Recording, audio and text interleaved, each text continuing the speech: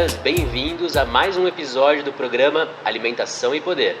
Vamos discutir o papel das corporações e a influência na alimentação e na nossa soberania alimentar. Para a conversa de hoje, convidamos Jamila Goldfarb, que é professora universitária e integrante do coletivo Vigência e da campanha permanente contra os agrotóxicos. Bem-vinda, Jamila. Obrigada, André. Prazer enorme. As corporações têm um papel perverso no sistema capitalista atual e no modelo de desenvolvimento econômico. Quais são as características dessas corporações na atualidade, considerando o nosso atual modelo de desenvolvimento? As grandes corporações, elas vêm num processo já desde, com a implementação do neoliberalismo, né? Então, se pensar desde a década de 70, 80, num processo de crescimento e concentração, né? Então, elas vão crescendo com relação ao seu tamanho, muito, e ao mesmo tempo elas vão concentrando poder, porque elas vão fazendo essas fusões e aquisições e vão ampliando o leque de atividades que elas passam a dominar, né? Então, a gente vive num momento muito dominado pelo poder dessas grandes corporações. São grandes oligopólios que dominam todos os setores, né? Da comunicação à produção de alimento, à circulação, à venda do alimento, dos insumos, da produção dos insumos e venda. Então, a gente está num momento em que o poder que a gente tem de escolher o que vai produzir, como vai produzir e o que vai consumir, vai ficando cada vez mais cerceado pelo poder dessas grandes corporações. Tem alguns dados que mostram que elas se concentram em 10 corporações e que dominam diferentes segmentos, como a parte financeira, a parte da comunicação e até no entretenimento. Mas de que maneira elas influenciam os governos e os parlamentos para garantir os seus interesses numas discussões da produção das leis e dos interesses da agenda econômica? Elas têm diversas estratégias, né? Então, a primeira estratégia é uma captura que acontece da política mesmo, né? Que vai desde o financiamento das campanhas. Então, a partir do momento que elas financiam campanha, e a gente tem exemplos bons disso aqui no Brasil, a JBS, por exemplo, como ela financiou diversos candidatos, né? Então, a partir do momento que você financia a campanha, depois o pessoal tem que responder aos teus interesses. Por isso, essa discussão de proibir isso aqui no Brasil. Tem, por outro lado, um poder de lobby muito grande. Elas têm muito dinheiro, então elas podem pagar pessoas que vão ficar só fazendo lobby, vão lá no Congresso, no Legislativo, ficar convencendo, fazendo propaganda e tal. Tem uma questão toda de um financiamento, né, de uma captura até da própria ciência. Então financia congresso, então financia os caras para levar para o congresso, financia um evento, aquela coisa, é aquele toma lá da cá. E uma coisa muito forte que tem, que é muito preocupante, isso rola no mundo inteiro, é o que a gente chama de porta giratória, né, o revolving doors. Então, o cara que é advogado de uma grande empresa vai para o governo e redige a lei tal, da agricultura, por exemplo, de biossegurança, algumas coisas assim. Aí ele volta para a empresa, né? E você tem isso em diversos setores, desde o nosso Banco Central até os ministérios todos, as secretarias. É gente que é muito comprometida com o interesse da empresa, que fica num vai e volta de empresa e poder público, e aí vai fazendo com que as coisas favoreçam os interesses dessas empresas, né? Então você tem vários mecanismos. Um outro mecanismo é financiar, se envolver muito com toda a questão de publicidade, marketing e tal. Então tem essa ideia de uma cultura que fica voltada para a gente achar que o que é bom para a empresa é bom para a gente também. Esse discurso de que o que é bom para eles é bom para a gente. E a gente cai muito nisso, né? O consumidor cai muito nisso. Tem todo esse discurso, né, de que, por exemplo, o que é bom para o agronegócio é bom para o país. E quando você vai analisar de fato os números, a gente percebe que não é tão assim, por conta de isenção fiscal, de subsídio. Então, essa coisa que, por exemplo, né, o agronegócio alimenta o PIB brasileiro, não é bem assim, né, quando você vai analisar de fato toda a isenção, por exemplo, fiscal que existe, né? Então, para a população é difícil acompanhar a atuação dessas empresas, dada essa onipresença em diferentes segmentos, e também essa realidade que elas trazem de que eles são geradores de emprego, de modernidade, de tecnologias para o país, quando na verdade a gente vê que estão incentivando muito mais uso dos agrotóxicos, contaminação do solo destruição das florestas. Então, de que maneira isso impacta na vida da população? Como as pessoas podem saber mais como elas atuam? Isso impacta demais, assim, porque eles de fato fazem ciência. Essas grandes corporações têm laboratórios de pesquisa. O problema é que o que eles vão pesquisar é o que diz respeito ao produto que eles vão vender, ao interesse de fazer aquele produto ser mais vendível, mais palatável, mais, né, diversificar, por exemplo, a quantidade de matéria-prima que eles podem usar para não ficar dependente de uma matéria-prima, né, de uma coisa natural só. Então eles diversificam. Então eles de fato produzem muita ciência e fica sempre esse discurso, né, e com relação aos agrotóxicos isso é muito evidente, né? Todos os estudos que são feitos para comprovar o quanto que eles são, por exemplo, cancerígenos, né, ou enfim, toda a questão tóxica do agrotóxico, eles são desacreditados, né? Fala, não, mas a gente tem, a indústria tem muito estudo, produz muita ciência e está aqui comprovando que não faz mal. Eu falo, bom, mas é você que está vendendo que está falando isso, né? Eu juro que eu estou vendo no ratinho ali um tumor, então veja bem, né? Então tem muito esse convencimento por meio desse discurso todo de que eles fazem o papel deles, de que eles têm responsabilidade e tal, e vão entuchando goela abaixo mais agrotóxico, né? Vão ao mesmo tempo dificultando toda a gente está vivendo isso muito fortemente no Brasil agora, né? Essa dificuldade de, por exemplo, os produtores venderem agora diretamente para o governo produto orgânico. Essa lei que está sendo discutida em comissão especial é isso, é ir dificultando o acesso das pessoas ao produto que a gente quer consumir, é um produto orgânico, proveniente de uma agricultura familiar, enfim, com uma outra lógica que não a da empresa. Então eles vão, enfim, eles vão se ramificando, eles vão pegando todos os setores, né? E como eles são poucos e são muito grandes, eles conseguem fazer isso com muita eficácia, né? E aí tem uma dificuldade que é pela transnacionalização, como eles estão em diferentes países, controlando as suas ações, os seus negócios, toda a cadeia produtiva, né, a população fica sem ação de controle do uso e da forma como essas empresas se proliferam. Exato. Então, não tem transparência, não tem dados abertos. Quando a empresa é fechada, não tem capital aberto na bolsa, ela não tem nem obrigação de publicizar dados, nada, né? É complicado mesmo. Então, de que maneira os movimentos, os grupos estão denunciando a atuação dessas empresas? A gente viu recente, nesse ano, a Bayer comprando a Monsanto, que era uma das principais produtoras de agrotóxicos. Então, eles estão desde a produção das sementes, na produção de fertilizantes e agrotóxicos, é a venda dos remédios. E o remédio para o câncer que tudo isso vai provocar, que tudo isso vai criar. Então, de que maneira é possível controlar esse oligopólio das grandes empresas no Brasil, já que suas sedes não estão aqui? Então, não é simples assim. Eu acho que tem diversas estratégias possíveis e estratégias que dizem respeito a gente enquanto consumidor, né, esse cidadão enquanto consumidor, e é o cidadão que tem que pressionar o governo, né? São diversas frentes. Então, por um lado, a gente ter um consumo muito consciente e exigir essa transparência. Então, se eu sei que esta empresa produz transgênico, né, o óleo dela é transgênico, eu não compro. Se eu sei que ela está pagando um preço abaixo do mercado para aquele produtor, eu não compro, porque ela está fazendo aquele produtor se permanecer na miséria, né? Se eu sei que essa rede de supermercado não respeita os direitos humanos daqueles trabalhadores envolvidos, então eu evito aquela rede de supermercado.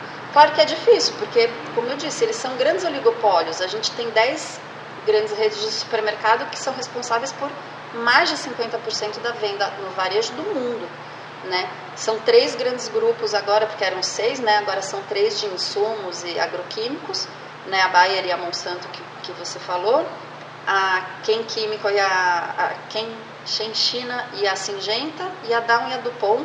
Então formam 3 grandes grupos. No setor de venda de alimento, de grãos, de comercialização de grãos e processamento, são 4. A ABCD, né? A Cargill, a ADM, a Louis Dreyfus, essas todas, a Bunge. Então, de fato, assim, você vai no supermercado, você tem que ficar olhando cada rota, peraí, de quem que essa empresa é? É difícil, mas ao mesmo tempo, o que você faz? Foge disso, vamos comprar direto do produtor, vamos comprar em supermercado, em esses grupos de venda solidária que existe cada vez mais e nas grandes cidades está pipocando isso. Vamos procurar saber da onde provém esse alimento que você está comprando. Tem que ir atrás da informação, a gente tem que deixar de ser um consumidor passivo que só recebe a propaganda, vai lá e compra. A gente tem que se colocar numa postura diferente. Então, no primeiro momento, passa pela essa consciência crítica, uma atuação no sentido da escolha do fornecedor. De ser ativo nesse processo de compra, né? Não ir lá no supermercado, compra e pronto. Fala, não, eu quero saber de onde vem, eu quero saber quem é o produtor, eu vou procurar um lugar legal para comprar, né? Que tenha transparência nos dados. Os lugares hoje estão colocando transparentemente os dados, ó, o dinheiro vai para tal lugar, tanto vai para produtor, tanto vai para o aluguel, né? Tem essas coisas que são muito bacanas.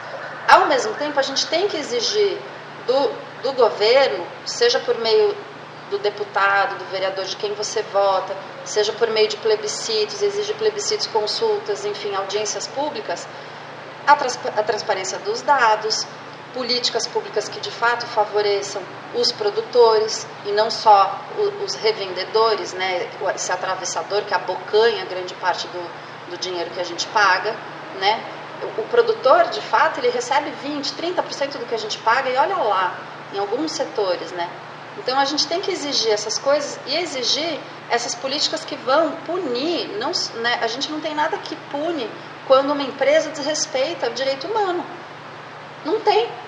Não existe nada que seja, inclusive do ponto de vista internacional, né, que seja vinculante, né, que assim, essa empresa foi comprovadamente lá num outro país, não respeitou o direito humano de um produtor, de um trabalhador, isso acontece direto, né, não tem nada que fala, então ela tem uma punição, uma sanção, os países vão deixar de... não tem nada. E mesmo no Brasil, né? Se a gente for observar a lógica do conflito de interesses, como empresas de alimentos industrializados, ultraprocessados, que fazem campanhas nas escolas para as crianças. Não, nesse caso, já era possível ter medidas cautelares dos grupos de associação familiares para evitar que iniciativas como essas aconteçam. Porque ainda é tão moroso uma ação coletiva para barrar essas empresas e essas estratégias das empresas em ambientes como o das escolas. Não, exato. Na escola onde meu filho estuda, por exemplo, tem isso. A cantina vendia refrigerante, bala, umas coisas que você fala, gente, não dá. E os pais se organizaram, pegaram, né, todos os estudos que existem sobre como deve ser uma alimentação escolar e tal, e pressionaram a escola para que a escola, então, reveja essa licitação, converse com a cantina e tal. É isso, assim, o problema é que a gente vive num momento onde a gente está sendo tão bombardeado por todos os lados, né, na perda de direitos, no cerceamento das possibilidades de escolha. Tá tudo tão difícil que, de fato, assim, você fala, gente, qual dessas batalhas eu vou escolher? Né? Mas essa questão da possibilidade de você organizar sempre nessa escala local, da sua escola, do seu bairro, do seu trabalho, grupos de compra, pais que vão discutir a alimentação da escola, a licitação, né, que a escola faz, enfim, essas coisas o pessoal tem que entender que é lidar com o futuro e que tudo isso faz parte do pedagógico, da educação das suas crianças, por exemplo, e tomar as rédeas, porque senão vai passando o rolo compressor em cima. Por outro lado, um papel mais antagônico à atuação das corporações, um pouco mais de investigação e de denúncia da forma como elas operam, acabam incidindo numa criminalização e numa violência dos defensores de direitos humanos e dos produtores. Quais são os dados, que informações você tem para a gente mostrar o quanto é perversa e aguda a atuação dessas empresas? Como a gente vê no caso dos produtores locais que foram fazer a destruição de mudas transgênicas, ou no caso do Aquífero Guarani, que estão querendo usurpar as águas dos nossos territórios. Como é possível mostrar o quanto eles também são violadores de direitos? Pois é, a gente tem alguns estudos e alguns grupos ou fundações, organizações que têm esse trabalho sistemático de divulgar dados. Então, por exemplo, com relação ao campo, a violência que acontece no campo contra produtores, ambientalistas, população indígena, população tradicional, A CPT, por exemplo, Comissão Pastoral da Terra, tem dados sistemáticos ano a ano, né? E que inclusive organiza por tipo de conflito, se é conflito por água, por terra, o que está acontecendo. E esse número só tem crescido, de assassinatos, por exemplo, inclusive desde o golpe, cresceu assim absurdamente. O Brasil sempre se matou muito no campo, trabalhador rural, ambientalista, né? A gente tem os casos emblemáticos como Dorothy, o seringueiro Chico Mendes, enfim, tem os casos emblemáticos, mas a gente tem no mínimo entre 30 e 40 assassinatos no campo de lideranças de movimentos sociais e tal. E do golpe para cá isso quase que dobrou, é uma loucura, assim, deu carta branca, né? Então é importante a gente ter esses dados, olhar, divulgar, né? Ao mesmo tempo você tem fundações, organizações, a Oxfam acabou de lançar um relatório, eu estava até te mostrando, que mostra como as cadeias de supermercado desrespeitam direitos humanos. Então, e aí principalmente de mulheres, né? Porque a mulher, ela já tem uma desigualdade com relação ao salário que recebe, as possibilidades de ascensão nos cargos dentro de qualquer empresa, qualquer trabalho, né? Só que ela, por um lado, sofre mais com qualquer tipo de empobrecimento, porque geralmente é quem mantém as casas, né? E quem trabalha sem uma remuneração no cuidado, na reprodução da vida. Mas, ao mesmo tempo, elas estão sujeitas à violência sexual, de assédio e de violência mesmo, o tempo todo. E nessas redes, nessas grandes empresas, é constante também. Desde o frigorífico, né, do abate, lá no processamento da carne e tal, até as redes de supermercado tem relatos de abuso sexual, de assédio, essas coisas. Então, esses dados sempre que aparecem a gente tem que ajudar a divulgar e tal. Tem muitas redes, né? Movimento social está o tempo todo divulgando isso. E hoje em dia a gente tem essa revolução tecnológica que permite a gente ter acesso a isso, né? Internet, enfim. Então, o movimento de atingidos por barragem, o MAB, o MST, são movimentos super importantes no Brasil, territorializados no país inteiro, que tem esses dados, né? A organização de comunidades tradicionais também expõe esses dados, a própria CPT. A gente tem que, de novo, assim, saber não ficar passivo só esperando a informação chegar, porque esse tipo de informação a grande mídia evidentemente não coloca. A grande mídia não vai falar que quando o MST derrubou todos aqueles pés de laranja numa fazenda em Aras, não é porque eles são barbudos baderneiros, é porque aquela fazenda é grilada, é porque o INCRA está disputando aquela fazenda com a Cutrale, que grilou aquela fazenda, né, que falsificou o documento para ser dono daquela fazenda. Então a grande mídia não vai explicar isso, não vai explicar esse outro lado para a gente entender de repente a ação que os movimentos sociais fazem, né? Então a gente precisa saber olhar com atenção, ler com atenção, ir atrás com atenção desses dados, porque senão a gente fica muito sujeito ao que a grande mídia coloca, né? Então a gente saber o quanto eles são sedutores, conhecer a estratégia como eles operacionalizam nas bolsas de valores junto aos governos e construir uma outra narrativa para sensibilizar a população, sensibilizar o poder público sobre medidas para controlar o tamanho e a influência dessas empresas. E, por outro lado, incentivar uma economia mais solidária, mais justa, para garantir a renda e trabalho de forma digna a toda a população. E aí, falando sobre isso, André, desculpa, assim, quando a gente cobra, a gente tem que cobrar do governo uma intervenção, sim, uma presença, sim, do Estado, né?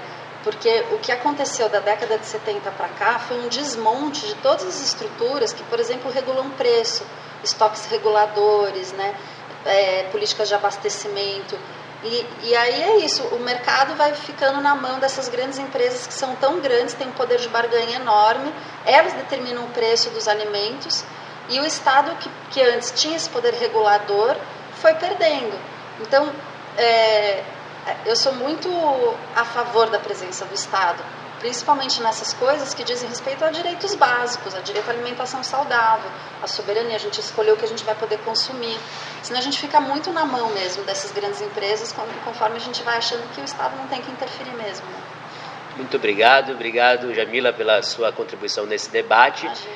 E tem muitos autores para a gente ler, pesquisar, discutir os conflitos de interesses e também a forma como o capitalismo atual vem se desdobrando. E uma obra do Piketty, por exemplo, o pesquisador francês, mostra o quanto a produção de novos trabalhos de renda parte das heranças dessas famílias e da transmissão desses recursos de quem já acumulou por uma vida inteira e não pela força do trabalho. Então, obrigado pela presença de vocês. Vocês fazem a TV pública, participativa, popular, a TV Alimentação e Poder. Participem no Instagram, no Facebook e nos acompanhem também no canal no YouTube. Um abraço, até o próximo episódio para a gente conhecer mais sobre o direito humano à alimentação e a soberania alimentar. Um abraço.